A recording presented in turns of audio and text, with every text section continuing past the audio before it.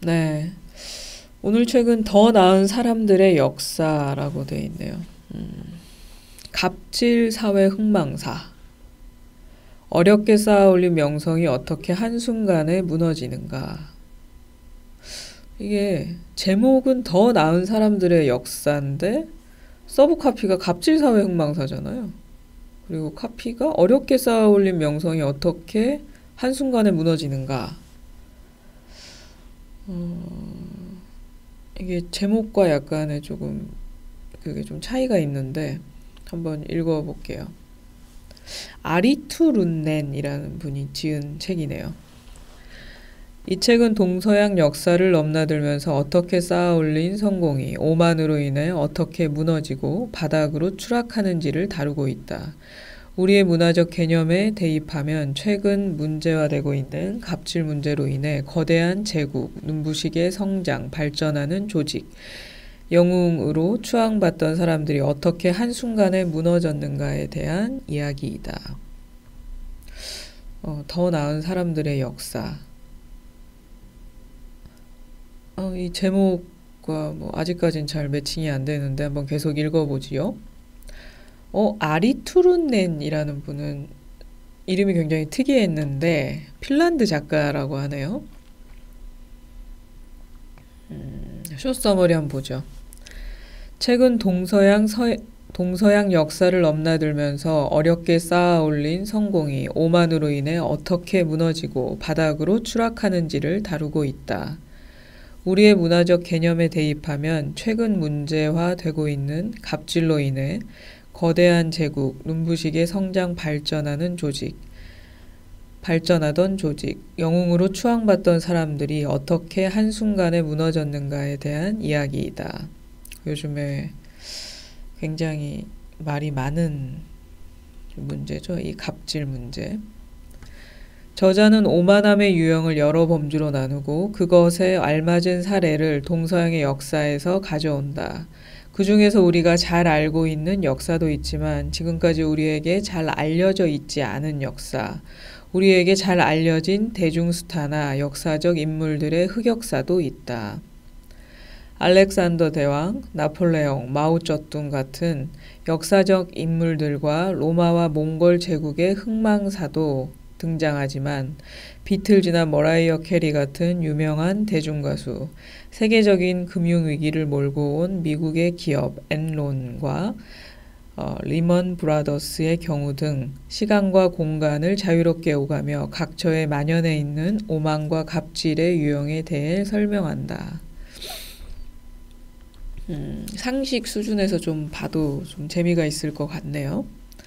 이 책의 내용들이 생생하게 다가오는 이유는 우리 사회에 직접적인 영향을 미쳤던 사건이나 익히 귀에 익은 사람들이 등장하는 탓이기도 하지만 자기보다 약한 상대를 무시하고 괴롭히는 갑질이 지금 우리 사회의 가장 큰 병폐로 지목되고 있기 때문이기도 하다.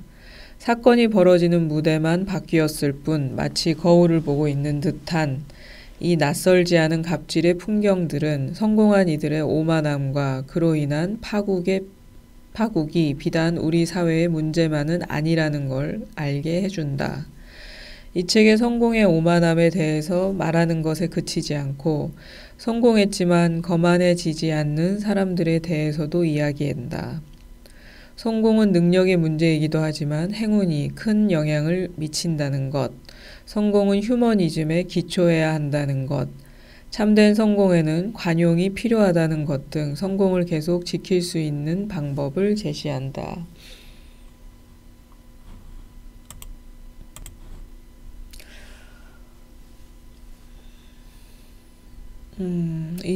우리나라에 이제 신자유주의, 전 세계적으로 신자유주의가 들어오면서 이런, 갑질 문화도 같이 들어온 것 같아요. 뭐든, 이제 돈이 많은 사람, 이기는 사람에 대해서 굉장히 관대한 게 신자유주의죠. 그래서 문화적으로도 이렇게 안 좋은 영향을 우리가 이제 받은 거겠죠.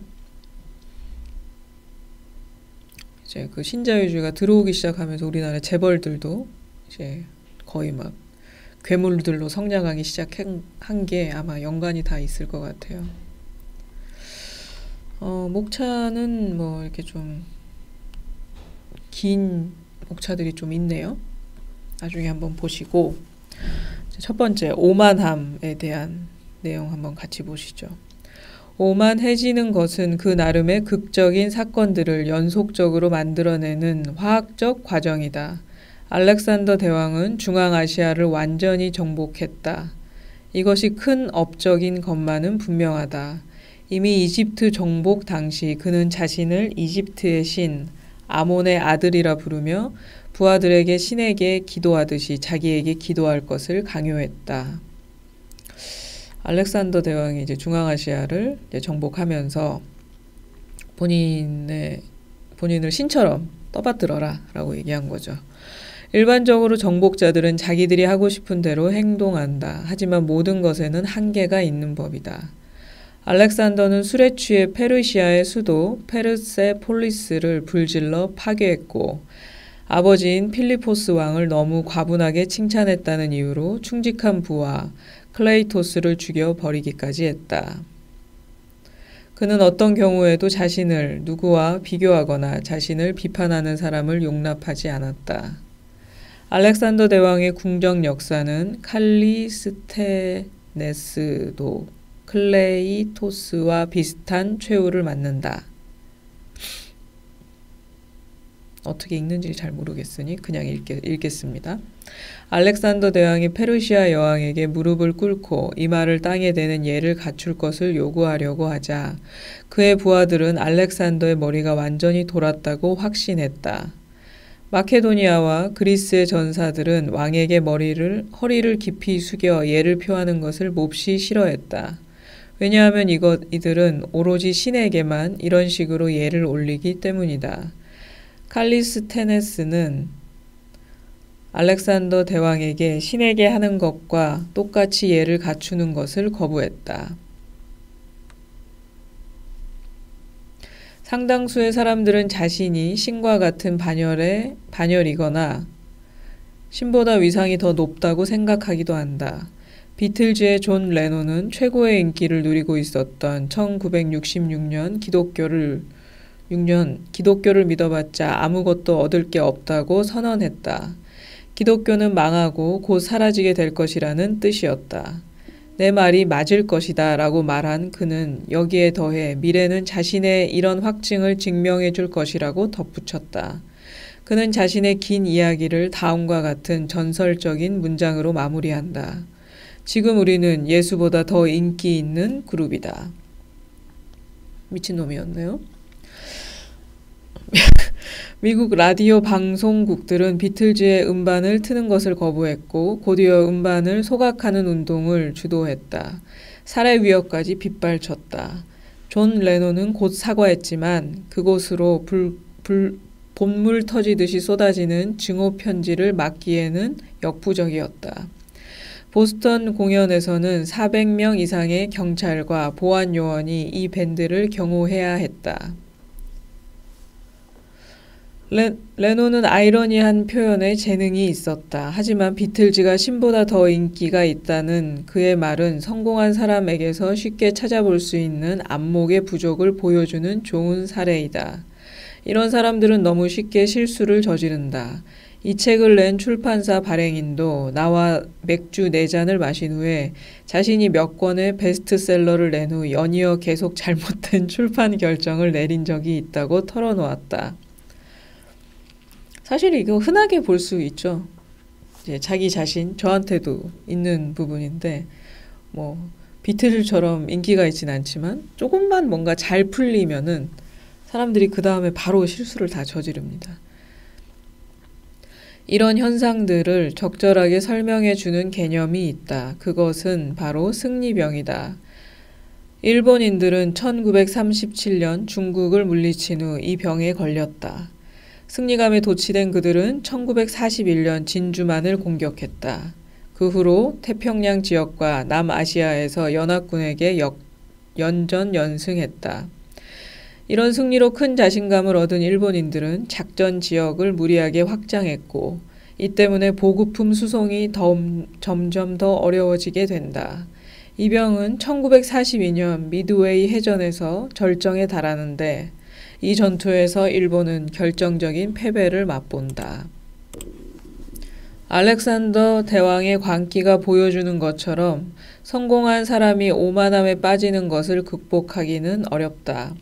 자기 자신이 중요한 사람이라고 지나치게 믿는 것 그리고 오로지 중요한 사람들만 자신의 천재성을 알아본다는 확신은 이 병에 걸린 환자들에게 나타나는 주요 증상이다.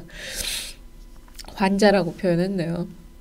사실 그 순간에 사람들 진짜 환자가 되는 것 같아요. 저도 마찬가지고. 가수들 가운데 가장 까다로운 요구를 한 사람은 머라이어 캐리다. 그녀는 가끔 대기실에 토끼와 새끼 고양이를 준비해 줄 것을 요구했고 늘 잘 구부러지는 빨대와 크리스털 샴페인과 애배양 생수 그리고 자신의 모든 일을 처리해 줄 개인 여비서 한 명을 요구했다. 이 여비서가 하는 일은 이를테면 그녀가 씹다 버린 껌을 쓰레기통에 버리는 것이었다. 중국 순회 공연 때 머라이어 캐리는 4대의 차를 이용했는데 차에는 트렁크 60개와 350켤레의 신발이 쌓여 있었다. 한 번은 캐리가 음반 사인회를 하기 전에 그 음반 가게의 화장실을 새로 고치기 위해 20명의 직원이 파견되기도 했다. 화장실 휴지는 반드시 핑크색이어야 했다. 머라이어 캐리가 한참 잘 나갈 때 그녀가 이제 그녀의 사진들이나 동영상 클립들을 보면 이 여자가 얼마나 이 허영심에 불타 있었는지 알 수 있어요. 저도 한동안 좋아해서 좀 봤었거든요. 실제로 오만함에 빠지는 현상은 신경화학적 관점에서 살펴볼 수 있다. 알렉산더 대왕과 나폴레옹이 권력을 잡자 그들 뇌의 화학적 구조도 변했다. 도파민이나 세라토닌 같은 물질들이 유입되면서 수많은 수용체들 사이에 나오는 신호들을 전달해주는 뇌의 강력한 통제 메커니즘이 활성화된 것이다. 어떤 신경세포들은 전달 물질을 분출하고 다른 신경세포들은 이것들을 촉진시켜 알렉산더 대왕이나 나폴레옹의 모든 신경체계에 자극이 퍼져나갔다. 이로 인해 그들의 머리는 완전히 도치 상태에 빠졌다. 세라토닌과 도파민은 우리 기분에 영향을 미친다. 우리가 사랑에 빠질 때 이제 도파민이 우리 몸에서 이렇게 나온다고 하잖아요. 그래서 이제 그것을 억누르는 또 하나의 그게 또 있죠. 물질이 또 있죠. 이 물질들은 항우울제로 이용된다. 도파민은 우리 기분을 유쾌하게 만든다. 뿐만 아니라 타인의 칭찬을 받으려고 끊임없이 노력하는 행위, 모델과 긴밀하게 연결되어 있기도 하다. 세라토닌이나 세라토닌 수용체가 부족하면 심지어 자살을 생각하게까지 만든다. 칭찬받거나 존중하는 사람들에게 세라토닌 농도가 올라간다. 세라토닌과 도파민은 공이 자신감 넘치는 행동을 하기 위한 전제 조건이 될 수 있다. 이 물질들이 신경계 내에 풍부하면 두려움, 압박감, 의기소침함 같은 감정은 물론이고 다른 사람들을 어렵게 대하는 소심함까지도 줄어드는 반면 자부심이 올라간다. 이런 사람들은 자신이 활기차고 행복하며 만족스럽다고 느낀다. 또 자기 만족감을 올려 뭐든지 다 성공할 것처럼 보인다. 권력을 행사할 수도 있고 복수할 수도 있을 것 같다. 하지만 성공은 그를 더 큰 위험으로 몰고 갈지도 모를 잘못된 자신감을 갖게 할 수도 있다. 무한 경쟁의 그늘. 행복에 관한 잘못된 생각 가운데 하나는 우리가 행복해지기 위해서는 반드시 무언가가 되어야 한다는 것이다. 그래서 우리가 행복해지려면 내가 승진을 한다거나 아니면 내가 어떤 사장이 된다거나 어떤 권력을 얻는다거나 그래야 행복해질 거라고 생각을 하죠. 우리는 유명해지든지 아니면 명망을 얻어야 한다. 제일 좋은 것은 둘 다 누리는 것이다. 우리는 권력이나 성공을 통해 일을 이룬다. 이따금 TV의 경쟁 프로그램에 출연하는 것만으로도 만족한다. 인류 역사에서 자기만 생각하는 이기주의가 빚은 넌센스를 연구한 스티브 테일러는 전쟁과 사회 계급은 예외 없이 과도한 자기중심주의의 결과물이라고 주장한다.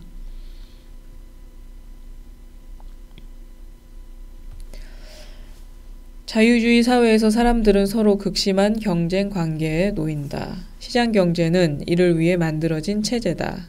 하지만 모든 사회가 그런 건 아니다. 오스트레일리아나 파푸아뉴기니아의 원주민들은 강력한 권력을 가진 지도자를 모시지 않는다. 왜냐하면 이들 사회는 본질적으로 민주적이기 때문이다. 이들은 자기중심적 사유를 하지 않기에 동물들에게 좀 더 많이 공감하고 자연을 존중하며 살아간다. 그들은 놀 때조차도 경쟁하지 않는다. 선교사들이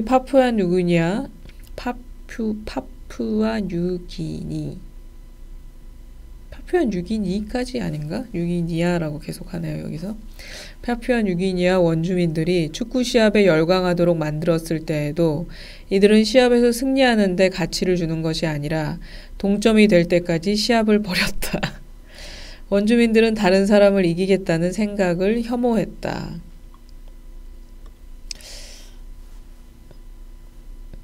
자기중심적으로 행복을 쫓아가면 우리 사회는 극도로 경쟁 지향적으로 변하게 된다. 자기중심적 존재 방식으로 인해 우리는 공동체감을 상실하고 개인주의라는 바다에 빠져 죽는다. 이 경우 우리는 부족한 자원이나 권력을 얻기 위해 그리고 성공하기 위해 경쟁하며 싸워야 한다. 우리가 계속 교육을 받는 이유는 더 나은 지위를 얻어 돈을 더 많이 벌기 위해서다. 국가와 개인의 경쟁력은 21세기에 주문되었다.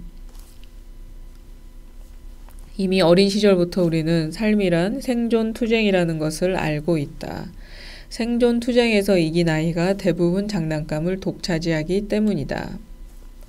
로버트 서턴에 따르면 경쟁은 우리에게 물질적 풍요를 가져다 주긴 한다. 하지만 다른 한편으로 지속적인 불만과 과도한 경쟁은 정신 건강을 해칠 수 있다. 그 결과 자기보다 지위가 낮은 사람은 오만하게 대하고 자기보다 돈이 많거나 사회적 지위가 높은 사람은 질투하고 시기한다. 최악의 경우는 기업 문화의 규칙이 인간 집단의 원시적 본능을 강화시키는 것이다. 원시적이라는 건 야만적인 본능을 강화시킨다는 거죠. 이 경우 우리는 경쟁을 통해 질서를 잡는 무리 속에서 끊임없이 권력 투쟁을 벌이며 사는 원숭이가 된다. 실제 경쟁이 없으면은 진짜 우리가 이렇게 풍요로운 삶을 살 수가 없죠. 근데 경쟁이 과해졌을 때는 우리는 이제 스트레스를 받고 그것을 통해서 좀 더 야만적인 내적인 본능을 자꾸 끄집어낼 수밖에 없게 되는 거죠. 오만에 빠진 에고는 그 에고이스트를 얘기하는 거죠. 오만 신드롬. 영국 수상 토니 블레어도 여론을 무시해서 곤욕을 치렀다. 영국 외무부에서 일한 적이 있었던 데이비드 오원은 권력과 질병 사이의 인과관계에 대해 쓴 적이 있다.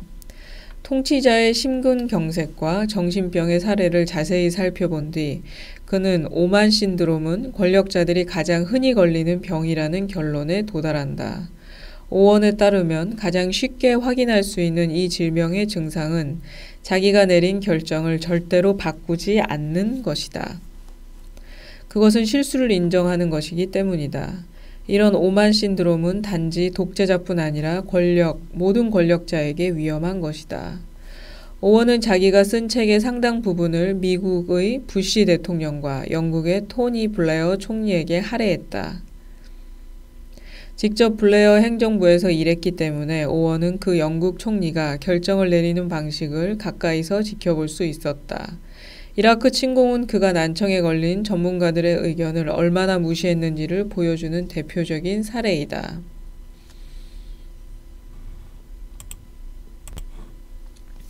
여기서 난청이라는 건 이렇게 진짜 난청에 걸렸다기보다는 사람들의 의견을 듣지 않는 거죠. 오원에 따르면 토니 블레어는 물론 조지 부시에게도 세 가지 부정적인 면이 있다. 그것은 자신감이 넘치고 열심히 일하며 디테일에 별로 관심을 보이지 않는다는 것이다. 이거 디테일에 관심이 없는 사람들 참 문제예요. 근데 이런 사람들이 자꾸 위로 올라가는 경향이 있어요. 왜냐하면 좀 더 사람들이 자신감 넘쳐 보이고 좀 더 뭐라 그럴까 막 공격적으로 보이거든요. 그렇기 때문에 위로 올라가는 경향이 있는데 디테일이 없기 때문에 굉장히 일이 그러니까 제대로 진행된다면은 운이 좋은 거예요. 디테일이 있는 사람을 옆에 뒀다거나 아니면 그냥 운이 좋아서 막 그냥 얼기설기로 그냥 저기 빠져나가는 것들인 거죠. 이들은 혼자 결정을 내리고 충고를 듣지 않으며 자기 생각에 의문을 제기하는 말을 거의 귀담아 듣지 않는다. 열심히 일하는 성격이지만 디테일이 약해 상황을 완전하게 파악하지 못하는 성격이 남의 조언을 듣지 않으려는 성격과 결합했기 때문에 필연적으로 심각한 결과가 나올 수밖에 없었다. 블레어는 연설하는 것을 좋아하고 자기가 중심에 서는 것을 열망했다.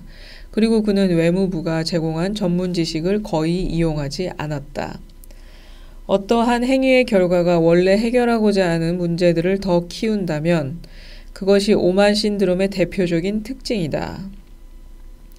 블레어와 부시가 이라크 공격을 결정했을 때 아주 중요한 것을 빠뜨려 잘못 계산하면서 기대가 어긋났다. 미국과 영국은 유엔 안전보장이사회에 당시 이라크에서 이루어지고 있던 무기 수색이 45분 안에 사용할 수 있는 사담 후세인의 대량 살상 무기를 찾아내기에는 역부족이라는 것을 확신시키려고 했다. 전 세계는 이 전쟁을 반대했지만 블레어와 부시는 2003년 3월 연합군으로 하여금 이라크를 공격하게 했다. 그러니까 그 당시에 이제 유엔 안전보장이사회에서 전쟁을 안 하고 최대한 그냥 무기 수색으로 사담 후세인을 좀 찾아내려고 했던 거죠. 그런데 어쨌든 그게 안 된다. 사담 후세인의 그 무기는 45분 만에 사용을 할 수 있기 때문에 너희들이 그렇게 찾기에는 역부족이다. 그래서 이라크를 공격해야 된다. 이것을 계속 밀어붙였다는 거죠. 외무장관 로빈 쿡은 블레어의 신뢰를 받고 있었으나 이라크 전쟁에 대한 이견으로 사임했다. 영국 저개발국 원조부 장관이었던 클레어 쇼트는 2003년 3월 사임했다. 그녀는 유엔 안전보장이사회가 이 공격을 승인하지 않았고 국제적인 지원을 받지 못할 것이라는 이유로 이라크 전쟁에 반대했다. 전체 투입 군인의 3분의 1 수준인 4만 8천 명의 영국군이 이라크에 투입되었다. 이라크 점령 후 검사관들이 대량 살상 무기를 찾아내지 못하자 블레어 정부는 정보기관이 제공한 정보를 위조했다는 비난을 받았다. 이라크 전쟁이 초라하게 끝난 후 2006년 3월에 실시한 여론조사에서 겨우 26%만이 블레어에 만족했다. 그는 2007년 자리에서 물러났다. 근데 이게 꼭 그들이 오만해서라기보다는 무기를 파는 사람들 있잖아요. 무기 파는 그 군 마피아나 그러니까 군피아들이나 어떤 무기를 파는 갑자기 그 용어가 기억이 안 나네. 하여튼 그들의 압박을 그러니까 본인들도 뭐 그들한테 동의를 하고 했기 때문에 무기를 팔기 위해서 아마 더 그랬을 거예요.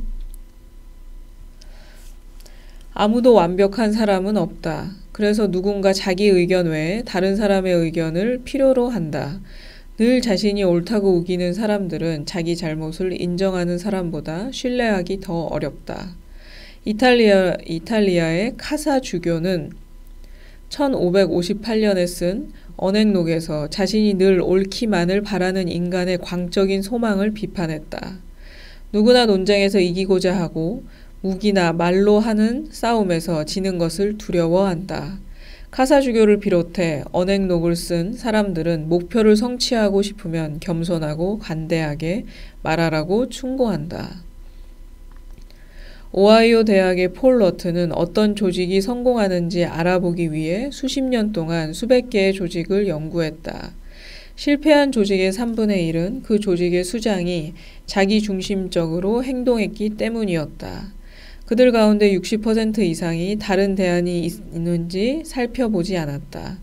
그리고 80% 이상이 권력을 이용해 결정을 관철시키거나 아이디어 자체의 가치보다는 설득이나 강요로 목적을 관철했다.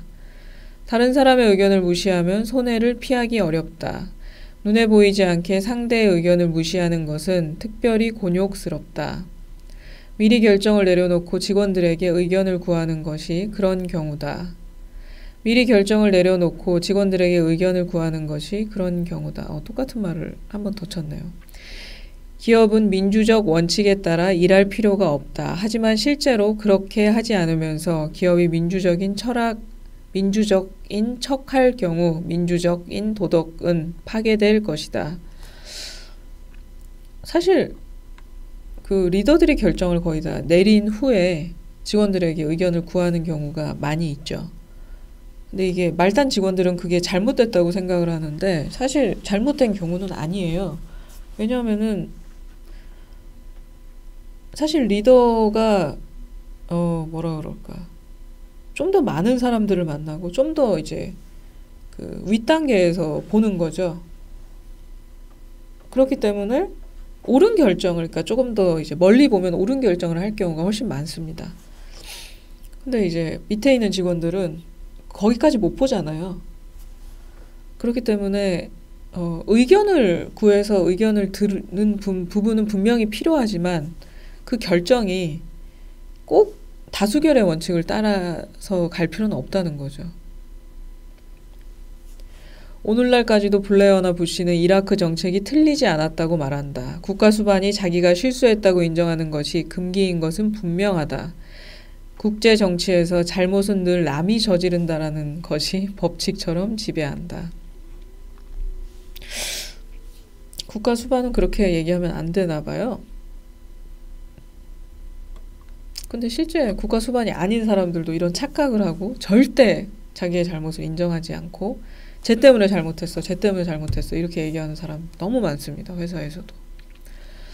더 나은 사람들, 더 나은 사람들. 아까 그 책 제목이 그 더 나은 사람들의 역사인가 그렇잖아요.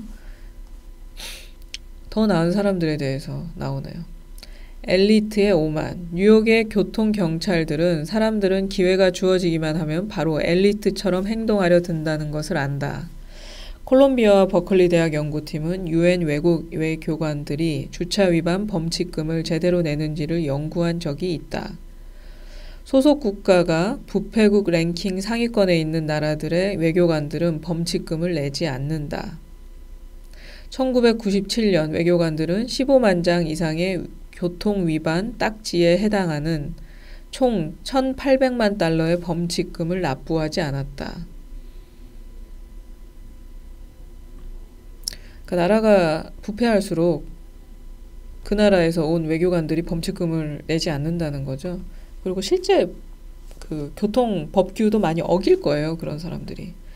외교관들은 원칙적으로 근무하는 나라의 법률을 따르지 않아도 되기 때문에 많은 외교관들이 오만하게 행동하고도 아무렇지 않게 생각한다.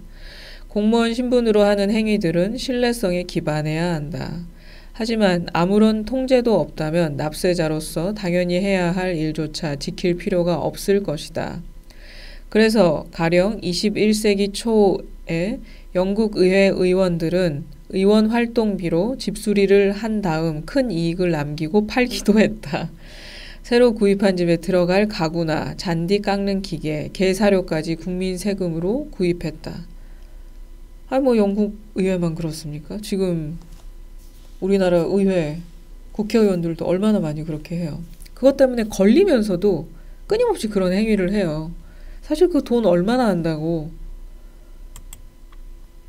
그런 행위를 하는지 잘 이해가 안 가요, 저는. 부패 스캔들은 요즘 너무 자주 일어나 더 이상 놀랍지도 않다. 권력은 그 자체로 부패하는가? 이 작용은 과학적으로 증명될 수 있을까? 네덜란드의 틸부르흐 대학과 미국 일리노이 대학의 요리스 라너와 에던 갈린스키는 피실험자의 도덕 의식을 분석하는 실험을 했다. 이들은 61명의 대학생들에게 그들에게 권력자의 지위에 있거나 하위 서열에 있을 때 행동했던 내용을 기록하도록 했다. 이 보고서를 기준으로 대학생들은 두 그룹으로 나누고 그 다음으로 모든 학생들을 또 한 번 두 그룹으로 나누었다. 첫 번째 그룹에는 출장비를 얼마나 정직하게 정산하는가에 따라 1점부터 9점까지 점수를 부여했다. 권력 서열이 높은 피실험자가 받은 도덕 점수는 5.8점인 반면 권력 서열이 낮은 대학생들의 도덕 점수는 7.2점이었다.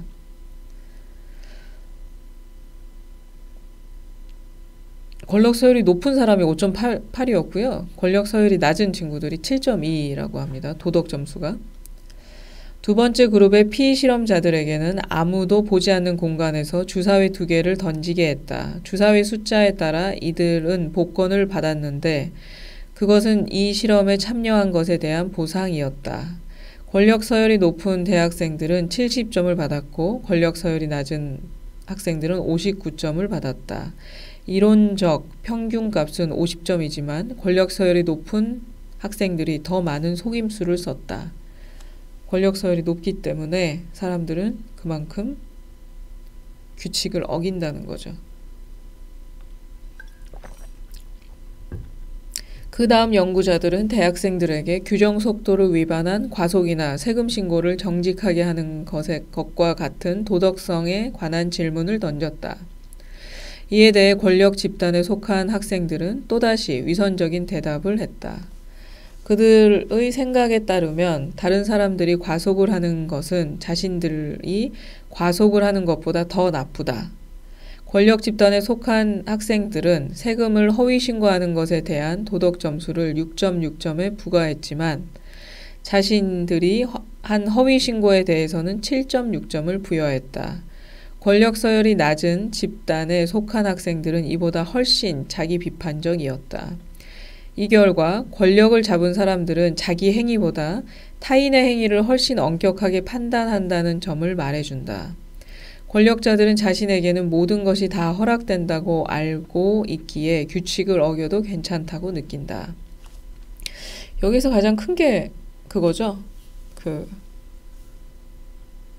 공기관에 있는데 위로 올라가면 올라갈수록 사람들이 근태가 엉망이 돼요.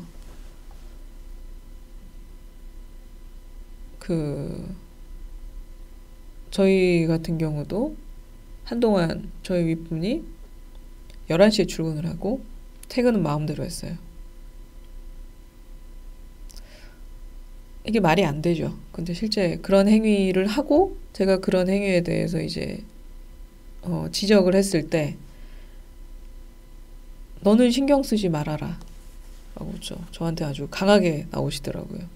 심지어 저를 자르려고까지 했어요. 그래서 그런 모습을 보면서 내가 윗사람이 됐을 때 사실 그런 경우가 있어요. 내가 누군가를 만나러 가는데 그게 이제 우리의 조직의 미래를 위해서 필요한 일이지만 지금 당장에 그게 이제 오픈되는 게 조금 불편한 경우 이런 경우도 사실 있기는 합니다. 하지만 그렇다 하더라도 기본적인 규정은 다 지켜야 된다고 생각해요. 독점, 독점에 대해서 한번 보죠. 도덕의 독점. 유럽에서 기독교가 확고하게 자리를 잡으면서 성직자라는 계급이 새로 생겼다. 이 계급의 사람들은 모두 권력자처럼 행동했다. 자신들이 설교한 대로 행동하지 않았다. 21세기 프랑스에서 사제들은 농부들의 희생으로 부를 쌓았다.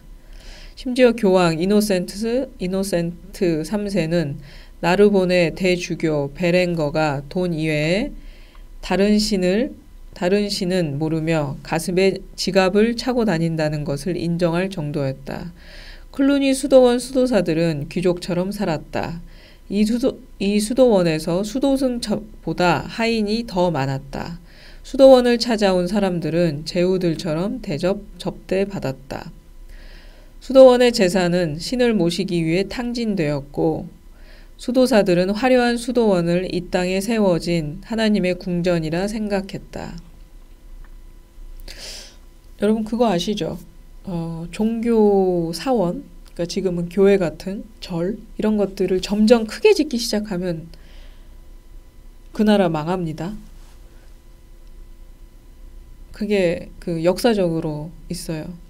그 나라가 망하거나 아니면 그 지금 권력, 지금 잡고 있는 권력이 마지막을 향해서 가는 거예요.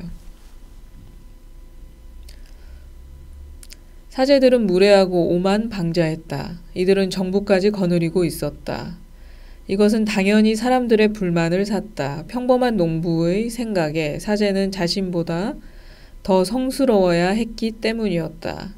왜냐하면 그들은 인간과 신 사이를 연결해주는 존재였기 때문이었다. 사제 계급의 오만 불손함은 백성들의 분노를 샀다. 유럽 곳곳에서 특히 남부 프랑스 지방에서 오만한 사제 계급에 저항하는 운동이 최초로 일어났다. 망하는 이유가 이거죠. 일반 시민들이 시민운동을 하게 돼 있어요. 기억하시잖아요. 촛불혁명. 시민운동을 안 할 수가 없어요. 촛불운동을 할 수밖에 없는 상황이 일어났고 그때 그 권력이 망하게 되는 거죠. 교회의 반격은 가혹했다. 위선적인 사제들을 걸러내는 대신 교회는 모든 비판을 막을 수 있는 시스템을 개발했다. 종교재판의 도움으로 교회는 정통 교의를 정하고 이에 대한 모든 비판을 이단으로 해석했다. 그레고리우스 교황은 이미 1073년에 교회와 교황은 오류가 없으며 교회는 절대적 재판권을 갖는다고 선언했다. 영지주의 운동은 실패로 돌아갔지만 영지주의 운동은 이단으로 지목된 중세 기독교의 일파랍니다. 이거는 실패로 돌아갔지만 남부 프랑스인들의 영혼에 영원한 흔적을 남겼다. 이에 반해 카톨릭 교회는 영지주의자들의 비판에서 아무런 교훈도 얻지 못했다. 교회의 부패와 타락은 교회가 돈을 받고 죄를 사하여 주었던 중세 후기의 절정에 달했다. 그전에는 동냥이나 순례 여행과 같은 회개 행위를 하면서 죗값을 치를 수 있었다. 하지만 이제 카톨릭 교회는 탁월한 사업 아이디어를 개발했다. 그것은 모든 사람들은 죄 지은 자들이기 때문에 돈으로 그 죄를 씻어야 한다는 것이었다. 면죄부 파는 거 얘기 같죠? 교회의 참회의 고행을 완화시켜주고 연옥에서 보내는 시간을 줄여주는 면죄부 팔았다는 거죠. 면죄부를 팔았다. 16세기에 이 면죄부 판매는 이미 사업이 되었다. 1517년 교황 레오 10세는 베드로 성당 건축 비용을 대기 위해 면죄부 구입을 권고했다. 심지어 면죄부는 복권처럼 구입할 수도 있었다. 특별히 심한 면죄부 판매상은 도미니크회 수도사 테첼이었다. 그의 광고문은 교활했다. 돈이 돈통으로 떨어지는 소리가 나자마자 영혼은 천국으로 승천한다. 야, 대단하네요, 진짜. 이런 말을 하다니. 너무 오만한 이 광고는 역사의 대변화를 야기했다. 테첼의 이 광고에 비텐베르크 대학 교수인 마르틴 루터는 인내심을 잃고 교회 문 앞에 그 유명한 95개조 반박문을 내걸었다. 이 반박문은 종교개혁을 일으켜 기독교를 둘로 쪼갰다.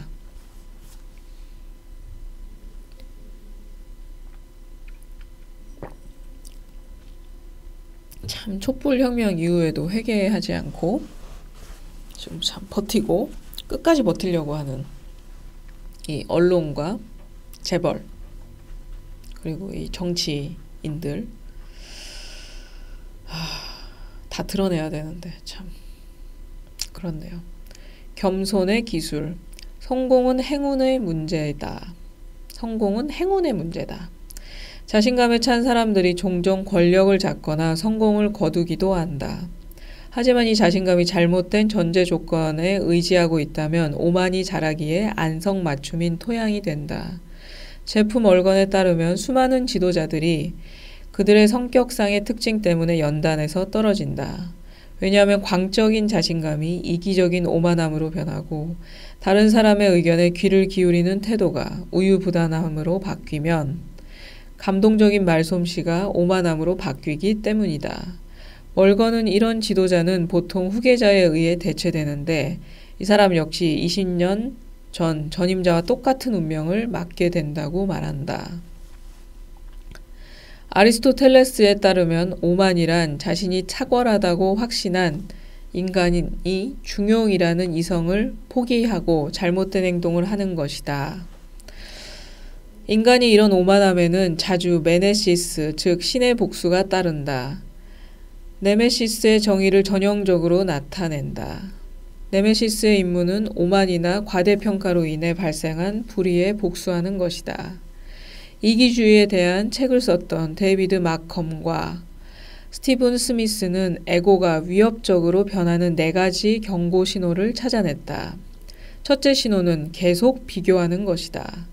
우리는 다른 사람들보다 더 나은 사람이 되고자 집착하며 이를 위해 많은 시간을 보낸다. 비교는 동료를 경쟁자로 만든다. 경쟁자는 당연히 좋은 협동 파트너가 될 수 없다. 사람이 비교를 하면 당연히 경쟁자가 되죠. 동료가. 경쟁자는 내 협동 파트너는 아니죠. 왜냐하면 나는 그 사람을 이겨야 되기 때문에. 두 번째 특징은 심하게 자신을 방어하려고 한다. 아무도 모든 것에 대해 광범위한 정보를 가질 수 없기에 최상의 결정은 함께 모여 논쟁하면서 내릴 수 있다. 하지만 종종 우리는 아이디어 자체가 아니라 우리 자신을 방어해야 할 것처럼 한 가지 입장을 심하게 옹호한다. 최악의 경우 우리는 피드백을 받지 않거나 사과 요청을 받아들이지 않는다. 이 경우 대화는 진실성 없이 피상적으로 흐르게 된다. 자신을 방어하면서 대화하면은 상대방이 느껴요. 사실 눈빛부터 느낍니다. 뭐 말을 하지 않아도. 그러면 그냥 이런 대화는 피상적으로 흐르는 거죠. 에고가 팽창되어 있다는 확실한 세 번째 징조는 자신의 탁월성을 강조하는 것이다. 자기 재능을 굳이 숨길 필요는 없지만 너무 지나치게 강조하면 보다 중요한 일에 사용해야 할 에너지를 소모하게 된다. 누군가 다른 사람이 자신의 천재성에 감탄하고 있다는 것을 확신할수록 그들은 비록 그의 아이디어가 가장 좋을 수 있다 할지라도 그것을 잘 듣지 않는다. 재능이 있다면 자연스럽게 다른 사람이 알게 되죠. 그걸 뭐 이렇게 자기가 계속 탁월성을 드러낼 필요는 없다는 거죠. 네 번째이자 마지막 신호는 인정받으러 다니는 것이다. 집단 구성원 모두의 찬사를 받는다고 해서 반드시 좋은 결정이 되는 것은 아니다. 동료들의 찬사에 너무 큰 가치를 부여하게 되면 우리는 자신에게 성실할 수 없게 된다. 중국의 고전인 노자의 도덕경은 무르의 모든 미덕을 갖춘 사람을 현인이라고 불렀다. 이런 사람은 자신을 드러내지 않기 때문에 어디서나 그를 볼 수 있다. 그는 자신을 규정하지 않기에 다른 사람에 비해 두드러져 보인다. 그는 자기가 계획한 것을 뽐내지 않기에 그것을 이루어낸다. 그는 자기 업적을 자랑하지 않기에 그의 업적은 영원히 지속된다.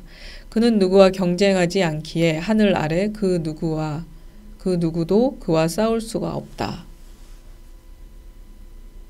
아니, 이런 현인이 우리 이런 사회생활을 할 수 있을까요, 근데? 성공은 휴머니즘에 기초한다. 저건 그냥 현인이죠. 현인을 얘기하는 거죠. 네, 성공은 휴머니즘에 기초한다. 오늘날 세계 시장에서 성공한 사업가들은 수학 능력이나 사업적 수완만이 아니라 외국어 능력이나 전통과 역사에 대한 친숙성 및 다른 사람들의 입장이 되어 보는 능력을 통해서도 두각을 나타낸다. 휴머니즘이라는 개념은 인간이 답변할 수 있는 질문들을 총괄하는 명칭으로 이탈리아 르네상스 시대에 생겼다. 르네상스 휴머니즘에서 비르투, 즉 미덕은 다재다능함을 의미한다. 그 당시에는 한 사람이 여러 개의 분야에 능통하고 새로운 생각에 열려 있는 태도를 취하는 것을 높이 평가했다. 그래서 그때는 과학자들이 예술가였잖아요. 그게 참 지금으로서는 참 믿기 힘든 건데 그때 당시엔 그랬죠. 휴머니스트들은 진짜 칭찬을 들으려면 가능한 위대한 업적을 올려야 한다고 생각했다.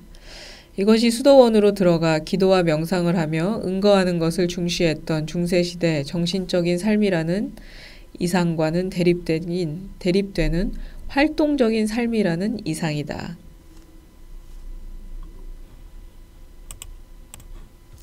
네, 이제 메디치 가문에 대해서 나오네요. 15세기 플로렌스 지방에 있었던 은행가 가문인 메디치가는 유럽 최고의 부자였다. 지오반니 디 비치 데 메디치는 보통 정직하고 너그러우며 인간미가 넘치는 남자로 알려져 있었다. 그는 자기 이미지를 조작하지 않았다. 그는 교황을 후원함으로써 메디치가의 권력을 위한 토대를 닦았다. 그의 아들 코시모 데 메디치는 고전적 교양이나 세계를 이해하고자 하는 인간의 노력을 존중했다. 다른 말로 하면 그는 휴머니스트, 인문주의자였다. 개인적인 명예를 탐하지 않았다는 점에서 그는 특별한 통치자였다. 그는 결코 중심 인물이 되고자 하지 않았지만 재능 있는 휴머니스트들을 플로렌스에서 중요한 지위에 오르게 해주었다. 평범한 사람들은 그를 좋아하고 신뢰했다. 당연히 그에게도 적들이 있었다. 영향력 있었지만 충동적이고 자만심에 가득 찼던 리날도 알비치는 이 도시의 의회를 움직여 메디치 가문을 플로렌스에서 추방하려 했다. 하지만 알비치 정부는 곧 보잘것없을 정도로 힘이 없다는 것이 입증되었다. 메디치가의 재정 지원이 끊기자 도시 재정은 파탄이 났다. 메디치가는 다시 돌아왔고 알비치 가는 파문당했다. 이로써 플로렌스의 황금기가 시작되었다. 이탈리아 도시 국가들은 권력을 유지하기 위해서 용부형이 필요했다. 하지만 플로렌스는 그렇게 하지 않았다. 코시모는 막후 실력자로서 뒤에서 영향력을 행사했다. 시기심에 의한 중량 모략을 피하기 위해서 그는 어느 누구보다 세금을 많이 냈다. 사실은 세금을 많이 내면 정말 중상모략을 피할 수 있을 것 같아요. 누구도 그 사람을 뭐라고 할 수 없는 위치에 있게 되겠죠. 그는 과도한 통제를 원치 않았고 너무 부담스러운 행정개혁도 하지 않았지만 도시 재정은 꼼꼼하게 챙겼다. 그는 야단스럽게 나타나는 것을 피했고 출세욕에 불타는 연설가들이 자신의 나르시즘적 욕망을 해소할 기회를 주었다. 하지만 마쿠에서 그는 메디치에게 충성을 다했던 사람들을 행정부에 넣어주었다. 평범한 시민들은 코시모가 플로렌스 역사상 처음으로 능력 있는 사람이라면 신분과 상관없이 고위직에 임하는 것을 지지했다. 그는 플라톤을 모범 삼아 그리스의 학자들을 영입하여 플로렌스의 아카데미를 창설했다. 플로렌스의 도서관을 짓기 위해 그는 유럽과 근동 지역에서 새로운 자료들을 들어와 이 도서관을 단시간 내에 세계에서 가장 중요한 곳으로 만들었다.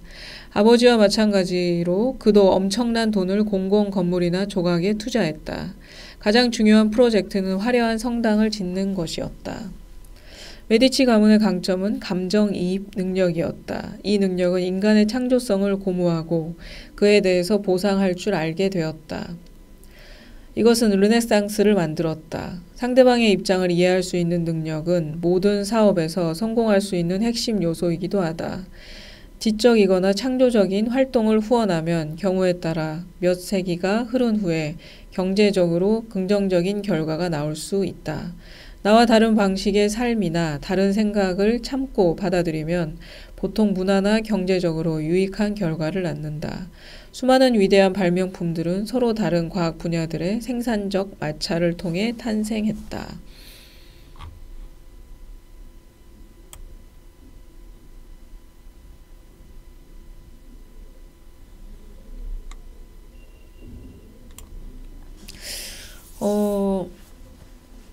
여기까지 책이 끝났는데 더 나은 사람들의 역사에 대해서 여기서 더 나은 사람들은 처음에 앞부분을 읽을 때는 교만한 사람들을 얘기하나 보다라고 생각을 했어요. 근데 뒷부분으로 가면 갈수록 메디치 가문이 나오고 더 나은 사람들, 교만한 사람들, 갑질하는 사람들 말고 더 나은 사람들이 얼마나 세상을 변화시키고 얼마나 주위 사람들을 행복하게 하는가에 대한 그 역사에 대한 내용인 것 같아요. 아마 책을 좀 더 읽으면은 좀 그런 내용들이 나올 것 같은데, 사실 저는 앞부분에 대한 부분도 사실 내가 이제 계속 윗사람으로 조금씩 올라가면 올라갈수록 이제 교만해진다는 느낌을 사실 제가 받거든요. 그리고 나의 업적들을 계속 이제 밖으로 표현하고자 노력하고. 근데 그게 사실 업적을 표현하지 않으면 다른 사람이 갖고 가요. 내 거라고 하고 갖고 가버려요. 근데 이것을 그냥 지켜보는 것이 맞는 것이냐, 내 자리에서? 아니면 그게 그거 내 건데 라고 얘기하는 것이 나은 것이냐? 잘 모르겠어요.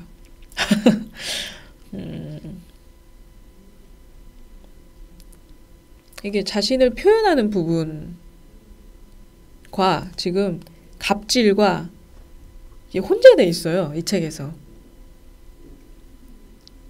자신을 잘 표현을 하는 게 저는 좋다고 생각을 하는데, 이제 표현함으로써 사람들이 자기의 어떤 교만함을 드러내는 거죠. 그리고 다른 사람을 무시하고. 이제 그게 문제인 거지. 자신을 표현하고 자신의 업적을 드러내는 부분은 전 나쁘다고 생각하지는 않아요. 아직까지는. 이렇게 혼재돼서 표현하는 것이 맞는지는 저는 이 책에서는 약간의 의문점이 좀 드네요. 어쨌든 우리가 이제 더 나은 사람들이 돼야 된다. 지금 대한항공 사건들도 마찬가지고, 알량한 꼴랑 돈이 더 많다는 이유만으로 사람들을 완전히 이렇게 사람들을 폭군처럼 대하고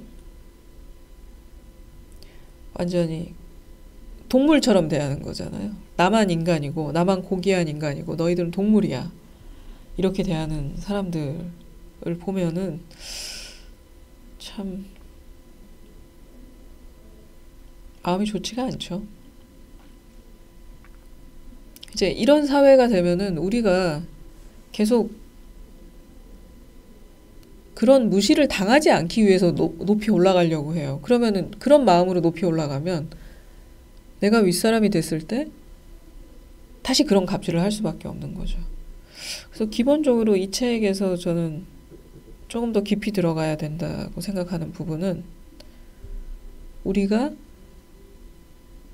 나아지려고 하는, 내가 좀 더 높아지고 내가 좀 더 돈이 많아지고 어떻게 이렇게 되고자 하는 목적이 무엇인가에 대한 부분이 좀 나와야 되지 않을까 하는 생각이 듭니다. 얘기하다 보니까 제 얘기를 너무 많이 했네요. 어쨌든 더 나은 사람들의 역사,